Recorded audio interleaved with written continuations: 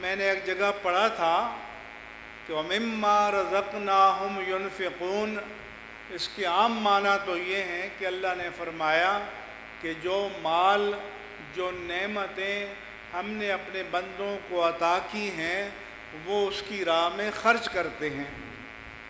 تو ایک عالم نے کہا مال بھی نعمت ہے، دولت بھی نعمت ہے، سب چیزیں نعمت ہیں، لیکن اولاد بھی نعمت ہے، اور اولاد سب سے پیاری نعمت ہے۔ لہذا اگر آپ کو اللہ نے 4 بیٹے یا 4 بیٹیاں دی ہیں تو سب سے افضل تو یہ ہے کہ ایک بیٹا اللہ کے دین کے لیے پیش کر دو۔ اگر اللہ تعالیٰ نے اپنے حبیب کریم کے وسیلے سے آپ کو بیٹا یا بیٹی کی نعمت دی ہے تو اللہ کے رسول کو ایک اچھا امتی لوٹا دو۔ اور اگر یہ توفیق نہیں ہے تو جو مائیں اپنے لخت جگر کو اپنے تن سے جدا کر کے دین کے لیے پیش کرتی ہیں ان بچوں کی کفالت کرو۔ آپ غوث الاعظم کی کرامتیں بیان کرتے ہیں، ضرور بیان کرو، لیکن جب وہ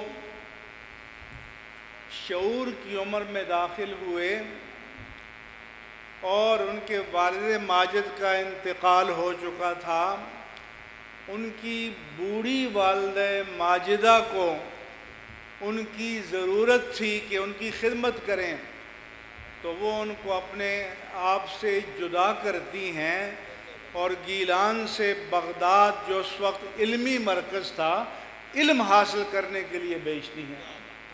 حالانکہ اس وقت قافلے لٹ جاتے تھے، بھٹک جاتے تھے، بہک جاتے تھے، مگر وہ عظیم ماں، ولیہ ماں اپنے ولی بیٹے کو اپنے سینے سے جدا کر کے بغداد بھیجتی ہیں تاکہ دین کا علم حاصل کریں۔ اور وہ فرماتے ہیں کہ درست العلم حتی صرت قطبا، کہ میں نے پہلے علم حاصل کیا، پھر میں نے علم پڑھایا، اور جب علم میں مرتبہ کمال کو پہنچا تو پھر مجاہدہ کیا اور پھر قطب عالم بن گیا، غوث العالم بن گیا، مقتدائے امت بن گیا۔ لیکن پہلے کیا کام کیا؟ زور سے بولو، علم حاصل کیا۔ غوث الاعظم نے پہلے کیا کام کیا؟ پھر علم پڑھایا، اپنے استاد کی مسند پر بیٹھ کر علم پڑھایا، اور پھر اس کے بعد غوث الاعظم ریاضت کے لیے نکل گئے۔ اس لیے ہمیں جاہل پیروں کی ضرورت نہیں ہے، ہمیں عالم پیروں کی ضرورت ہے جو قوم کی رہنمائی کریں، گمراہ نہ کریں۔ اور ہمیں بے عمل اور بد عمل عاملوں کی ضرورت نہیں ہے، عاملوں کے پیچھے مت پھرو، خود عامل بن جاؤ اور عالم بعمل بن جاؤ۔ اس لیے اللہ کے رسول صلی اللہ علیہ وآلہ وسلم نے فرمایا تھا کن عالماً اغدو عالماً، عالم بن جاؤ۔ اگر یہ تمہارے نصیب میں نہیں ہے او متعلماً، علم حاصل کرنے والا بن جاؤ، یہ بھی نہیں ہے تو او مستمعاً، ان کی باتوں کو سننے والے بن جاؤ، جیسے آپ نے بیٹھ کر شاہ صاحب کو سنا۔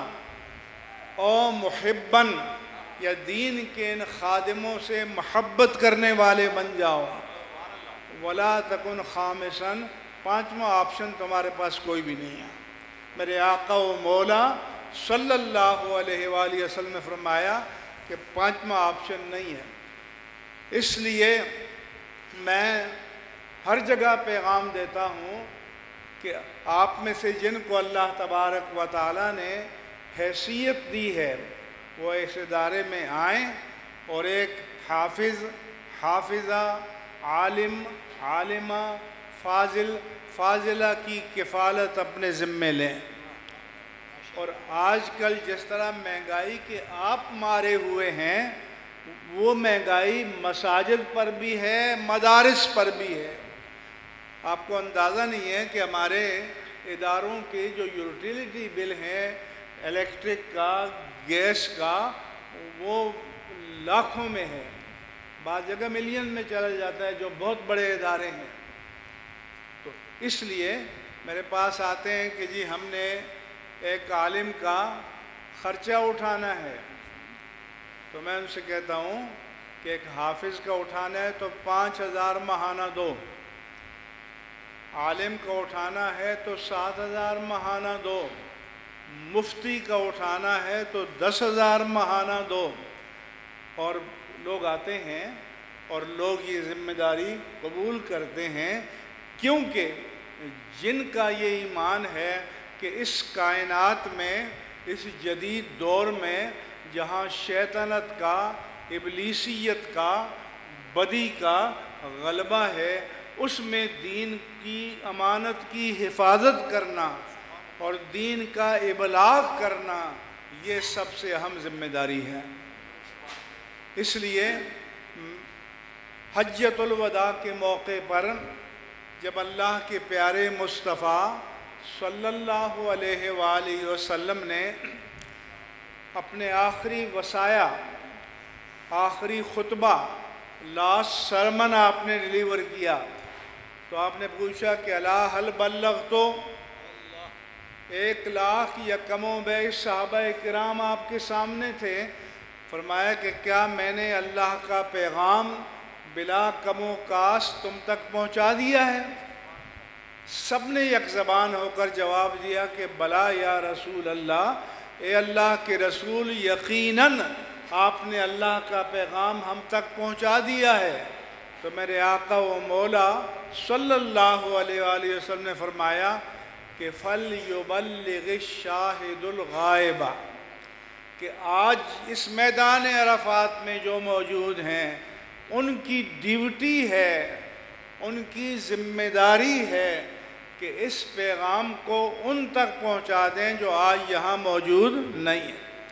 فَرُبَّ مُبَلَّغٍ أَوْعَىٰ مِنْ سَامِعٍ، کیونکہ بعض اوقات جو ڈائریکٹ کسی پیغام کو سنتا ہے اور وہ دوسرے تک پہنچاتا ہے، تو دوسرے جو ہیں وہ پہلے کے مقابلے میں زیادہ اس کی حفاظت کرتے ہیں۔ جیسے آپ نے دیکھا کہ احادیث مبارکہ کو بعد والوں نے جمع کیا کتابی شکل میں، جو آج ہمارے پاس موجود ہیں۔ اس لیے کہا گیا کہ نحن معاشر الانبیاء لا نرث ولا نورث، ہم جماعت انبیاء ہیں، نہ وراثت چھوڑ کر جاتے ہیں نہ پیچھے کی وراثت پاتے ہیں۔ انما وراثت الانبیاء العلم، انبیاء کی وراثت علم ہے۔ فمن اخذها فقد اخذ بحظ وافر، جو جتنا بڑا عالم ہے اتنا ہی بڑا وارث نبوت ہے۔ اس لیے یہ سارے جو طالبات یہاں پڑھتی ہیں، یہ ان کی کفالت آپ سب کی ذمہ داری ہے، ہم سب کی ذمہ داری ہے، اور ان اداروں کو آباد رہنا چاہیے۔ میرے پاس بعض اوقات باہر کے میڈیا کے لوگ آتے ہیں، مغربی ممالک کے سفارتکار آتے ہیں، تو میں ان سے کہتا ہوں کہ میرے برابر میں پوسٹ گریجویٹ کالج ہے جہاں بی ایڈ ایم ایڈ تک پڑھایا جاتا ہے، برابر میں گورنمنٹ اسکول ہے، ان کو جا کر دیکھ لو پہلے، پھر ہمارے ادارے کو دیکھو۔ اگر ہائیجینکلی اور ماحولیات کے اعتبار سے اگر ہمارا ادارہ تمہیں اچھا لگے تو پھر تمہیں معلوم ہونا چاہیے کہ یہ ادارے صحیح خدمت انجام دے رہے ہیں۔